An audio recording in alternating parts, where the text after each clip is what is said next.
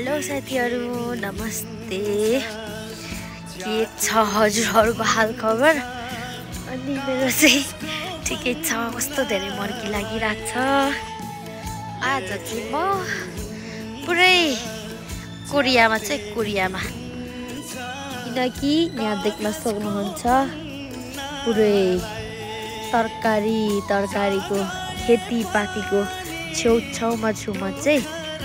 पत्ता देख्न सक्नुहुन्छ साथीहरु हैन यहाँ देख्न सक्नुहुन्छ फाफर अनि त्यसपछि यहाँ टमाटर यहाँ देख्न सक्नुहुन्छ यो के रे चना होला अन्त आज चाहिँ म पुरै यहाँ खेततिर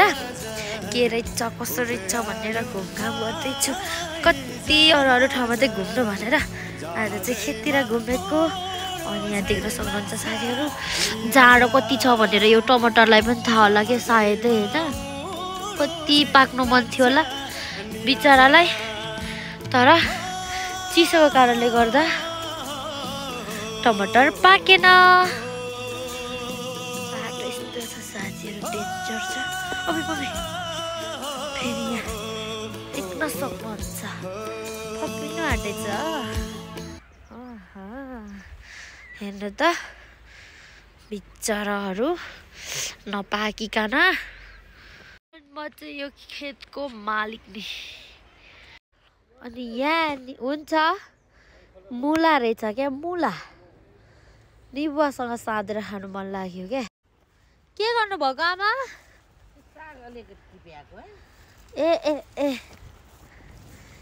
के हो यो मास ए मास टिप्नु भएको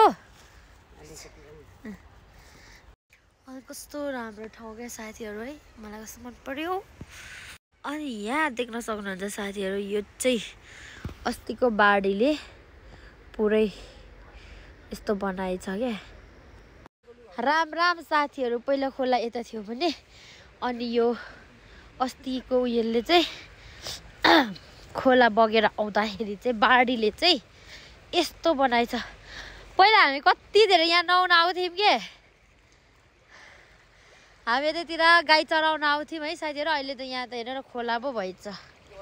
अनि यहाँ चाहिँ यस्तो सफा पानी छ सो कपडा धुन्ने नुहाउने ठाउँ चाहिँ यही नै हो हाम्रो चाहिँ बाटो यस्तो छ अबै लडेर कहाँ पुग्छु होला भरे हैन त खोला अनि साथीहरु पहिला चाहिँ उपेश भाइ सुशान्त भाइ अनि म तीनजना चाहिँ यतातिर गाई चराउन ल्याउँथ्यौं क्या भाइहरुको दुईटा गाई थियो अनि गाई चराउन ल्याउँदाखेरि चाहिँ एक दिन चाहिँ माथि दमाई तारको एकजना आन्टीहरुको धानमा पसेछन् के गाईहरु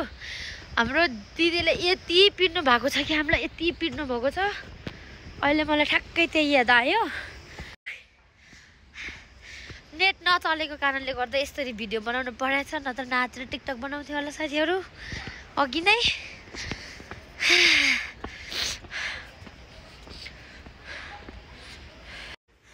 सो आजको मेरो भिडियो चाहिँ यति नै साथीहरु